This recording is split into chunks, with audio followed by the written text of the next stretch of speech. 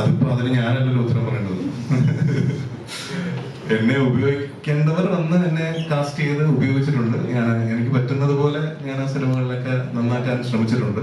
അതിപ്പം serious സിനിമകളാണെങ്കിലും humour സിനിമകളാണെങ്കിലും ആ സിനിമകൾ ഭംഗിയാക്കാൻ ഒരു ആക്ടർ എന്നുള്ള രീതിയിൽ ഞാൻ ശ്രമിച്ചിട്ടുണ്ട്. പിന്നെ ഞാൻ എൻ്റെ ഒരു വലിയ ഒരു ഭാഗ്യമായിട്ട് ഞാൻ കാണുന്നത്, അല്ലെങ്കിൽ എൻ്റെ കരിയറിന്റെ ബിഗിനിങ് മുതൽ പീരിയോഡിക് ആയിട്ടുള്ള കാലയളവുകൾ എടുത്തു നോക്കിക്കഴിഞ്ഞാൽ പല സമയങ്ങളിൽ ഉണ്ടായിട്ടുള്ള മലയാള സിനിമയിലെ ഏറ്റവും വലിയ വിജയങ്ങളുടെ ഭാഗമാകാൻ സാധിച്ചിട്ടുണ്ട്. സോ ആസ് എൻ ആക്ടർ അത് ഞാനൊരു വലിയ ബ്ലെസ്സിംഗ് ആയിട്ട് കാണും. ഇപ്പൊ നമ്മൾ എൻ്റെ കരിയറിന്റെ തുടക്കത്തിലാണ് മീശമാധവൻ എന്ന സിനിമ വരുന്നത്.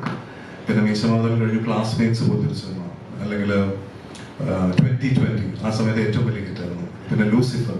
അപ്പൊ എങ്ങനെയൊക്കെയോ കറങ്ങി തിരിഞ്ഞ അതാണ് കാലഘട്ടങ്ങളിൽ ഏറ്റവും വലിയ വിജയങ്ങളുടെ ഭാഗമാവാൻ സാധിച്ചിട്ട് നടൻ എന്നുള്ളൊരു ഒരു വലിയ ബ്ലെസ്സിംഗ് എനിക്കുണ്ട്. പിന്നെ അതുകൊണ്ട് നോ കംപ്ലൈൻസ്.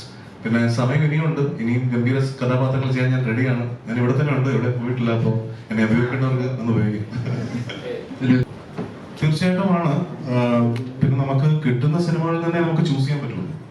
അപ്പോൾ നല്ല സിനിമകൾ ചെയ്യണം, വ്യത്യസ്തമായ കഥാപാത്രങ്ങൾ ചെയ്യണം, ഡിഫറെന്റ് ആയിട്ട് എന്തെങ്കിലും ഒരു ഷെയ്ഡ് ഓരോരോ സിനിമകളിൽ ചെയ്യാൻ പറ്റണം എന്നുള്ളത് എല്ലാ ആക്ടേഴ്സും ആഗ്രഹിക്കുന്ന ഒരു കാര്യമാണ്. പക്ഷെ നമുക്ക് വരുന്ന ഓപ്ഷൻസിൽ നിന്ന് ചൂസ് ചെയ്താണ് ഞാൻ സിനിമകൾ ചെയ്യുന്നത്. അപ്പോൾ ഇപ്പൊ ഞാൻ കുറച്ചൊരു കാലയളവിന് ശേഷമാണ് ഇപ്പോൾ ഒരു സിനിമയുടെ റിലീസ് ചെയ്യുന്നത്.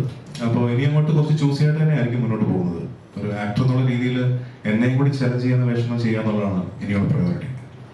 എങ്ങനത്തെ ടൈപ്പ് കഥാപാത്രങ്ങൾ ചെയ്യാം? അല്ലെങ്കിൽ രാജേട്ടൻ ഒരു ഇന്റർവ്യൂ പറയുന്നുണ്ടായ ആടുജീവിതം പോലൊരു സിനിമ ഇനി ഞാൻ ചെയ്യില്ല, എന്റെ അത്രയും ചെയ്തു അത് അത്രയും ഫിസിക്കൽ എഫേർട്ട് അതിൽ ഇട്ടുകൊണ്ടാണ്. കാരണം പൃഥ്വി അതിൽ ഇട്ടിരുന്നൊരു ഫിസിക്കൽ എഫേർട്ട് എന്ന് പറഞ്ഞാൽ ശരിക്കും അൺബിലീവബിൾ. ഒരു ദിവസം ഒരു 700 കാലറീസ് അല്ലെങ്കിൽ 800 കാലറീസിൽ ജീവിക്കുക എന്ന് പറയുന്നത് അത്ര എളുപ്പമുള്ള കാര്യമല്ല. അങ്ങനെ ഒരു കണ്ടിന്യൂസ്ലി 1-2 മാസം പൃഥ്വി കണ്ടിന്യൂ ആയിട്ട് ചെയ്തിരുന്നു. അത് ഹെൽത്തിന് നല്ലതല്ല, ഒരാൾക്ക് അങ്ങനെ ചെയ്യാൻ പാടില്ല. ഏതൊരു ഡോക്ടറോട് പോയി ചോദിച്ചാലും നിങ്ങൾ എങ്ങനെയാണ് ജീവിച്ചിരിക്കുന്നത് ചോദിക്കും. അപ്പോൾ അത്രയും എക്സ്ട്രീംസ് ചെയ്തുകൊണ്ടാണ് പൃഥ്വി അങ്ങനെ ഒരു സ്റ്റേറ്റ്മെന്റ് പറഞ്ഞത്, ഇനി അങ്ങനത്തെ ഒരു പടം ചെയ്യില്ല. പക്ഷെ എനിക്ക് തോന്നുന്നു ഏതൊരു കാലഘട്ടത്തിൽ എപ്പോഴാണെങ്കിലും അങ്ങനത്തെ ഒരു പടം ചെയ്യാൻ എല്ലാവരും ആഗ്രഹിക്കും.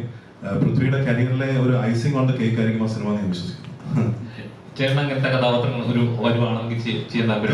തീർച്ചയായും എനിക്ക് എല്ലാത്തരം കഥാപാത്രങ്ങളും ചെയ്യാൻ ഇഷ്ടമാണ്. എക്സൈറ്റിംഗ് ആയിട്ടുള്ള, ഞാൻ പറഞ്ഞല്ലോ